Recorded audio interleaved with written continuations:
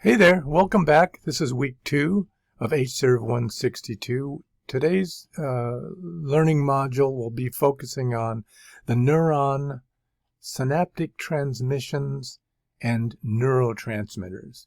And this week we'll be introducing the structure and the function of the nervous system and the gross anatomical features of the brain. We'll look at the neuron, which is what we call a cell in the nervous system, and its function and its anatomy. We'll explore this area because this is where psychoactive drugs, legal and illegal, produce their effects. We'll focus on the connection between neurons, a fluid-filled space called the synapse, and the chemical substances called neurotransmitters that are released in the synapse where neurons communicate with each other to facilitate behavior. And by understanding the process of synaptic transmission, we begin to understand the mechanisms of action.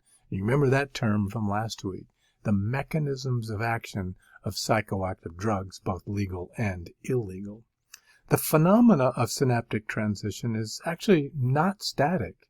This is some fascinating research done by Marion Diamond, UC Berkeley, some 20 years ago, is that neurons have the ability to remodel themselves continually. It's like the brain constantly reconfigures itself based upon stimulation and experience. Interestingly, healthy neurons continually form new synaptic connections, maintaining the beautiful architecture that exists through normal interactions with millions of other neurons, the biochemical basis of behavior.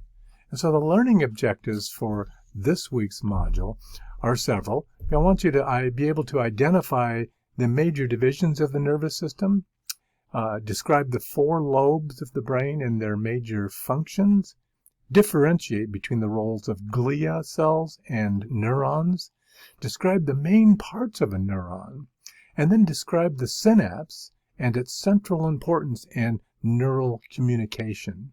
And then list 4 of the major neurotransmitters and their overall functions. And finally, identify 3 types of diseases that are associated with specific neurotransmitters. Okay, that's it. See you next time.